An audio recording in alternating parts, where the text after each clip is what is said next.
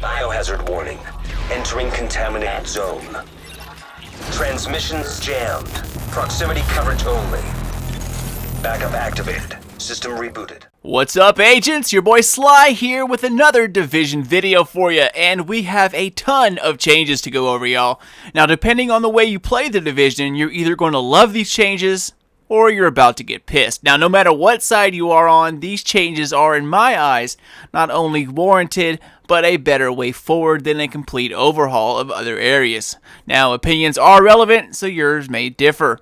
Either way, it's Thursday, June 23rd, and this is your weekly State of the Game. It was a short weekly maintenance of only 2 hours this week, and the following weekly update livestream was just as short. But it had enough information to be an hour-long talk. Now, no changes were implemented today during the server maintenance, just some database cleanups and optimization.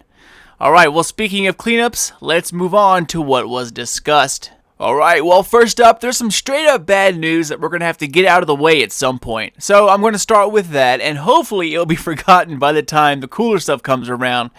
So let's do that. First up, my buddies on PS4, not only does the DLC come out more than 30 days later for you guys, but it seems that the update 1.3 won't be ready either. Hamish expressed his apologies in the State of the Game today, but announced it will not be ready in time for deployment. Now, this won't mean that Update 1.3 won't happen until August 2nd. That is not the case. Update 1.3 will be deployed as soon as possible after June 28th. Now, why it's being delayed on PS4 wasn't discussed, but it sounded like a patch problem. In the world of consoles, patches have to be written and then sent out to multiple companies to get it approved, and if something goes wrong, that process starts over, and it is a very long process. Now, this is just speculation, but that's my educated guess. I have a video up about all the differences between the Update 1.3 and the actual Underground DLC. You can find that in the description box below if you wish to check it out.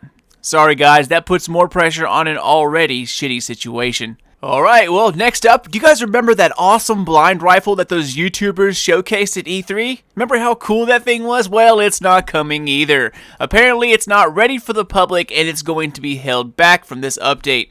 It's supposed to arrive at a later date. Nothing else was said. That sucks because that was the one thing I was really looking forward to, a new DMR-style weapon, but it is what it is. So, those were the most disappointing announcements of the update. However, there is still plenty of bad news to go around. So let's talk about everyone's favorite submachine guns, the AUG and the Vector. One thing I was mistaken about in one of my earlier videos is that the critical hit damage will be applied to older weapons when the new update arrives. This is not the case, guys. Your current weapons will stay the same for the most part. Critical hit damage will only be rolled on SMGs after the update. So all the critical hit chances you guys have on your current weapons will actually stay there. However, there will be some things that will be universal throughout. And first up, SMG Nerf. The AUG and the Vector will see a 10% base damage decrease across the board. This will happen to all AUGs and Vectors in the game, no matter which update they come from. Also, M1As will receive a universal change as well. If you spam shots, the reticle bloom will be opened up considerably, thereby reducing your accuracy. It's not really a nerf, but it does make it tougher to shoot faster. Alright, next up, let's talk about gear sets, guys. Now, for those of you out there who watched my gear set video and agreed with me that the Striker Sentry combo is the best way to go in terms of DPS, well, congratulations guys, the devs agree with us and they are changing the requirements. Now, unfortunately, they weren't exactly precise on this, but notes on all these changes will be coming out tonight. So if I say anything on here that is slightly wrong, I apologize because they were extremely brief and also a little vague, but they are adding an extra piece of gear as a requirement on all talents and bonuses for Strikers and Sentries called gear sets. So to me, it sounded like you have to equip 5 set pieces in order to use the Striker or Sentries called talents.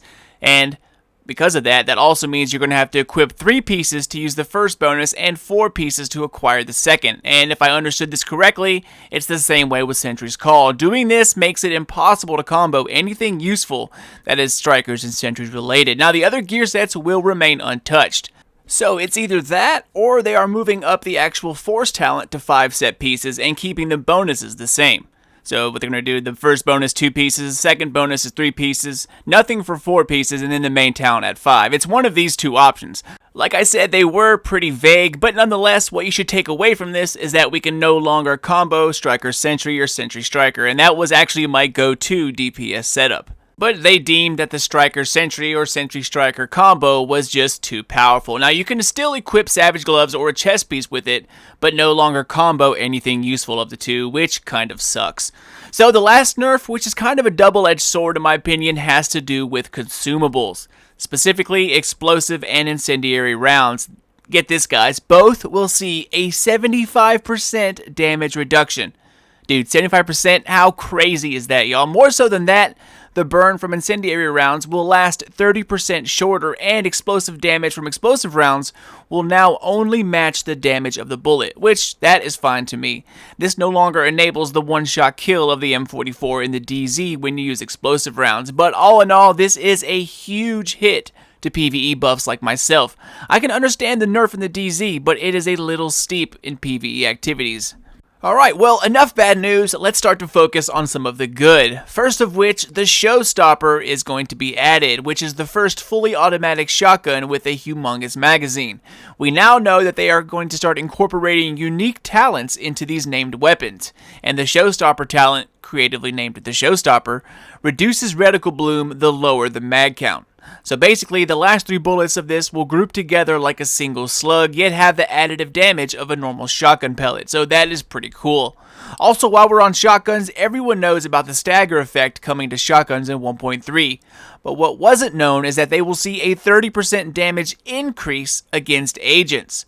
Now that will make some of these shotguns quite freaking amazing, especially the M870, maybe even this new automatic shotgun. Now depending on its stats, even the Super 90, this will encourage more shotgun type builds in the future, and I am all for that. So towards the end of the show, they went over some of the new weapons coming with this update. Now they also trying to make weapons more unique, and just like named weapons receiving their own talent, these new weapons will also have a talent unique to that specific weapon type. So just like the G36 coming soon, it will have a talent called Focused. While your talents are available and not in a cooldown state, your damage for the weapon will increase. Once you use a skill, or if the skill is in a cooldown state, this damage buff will be turned off.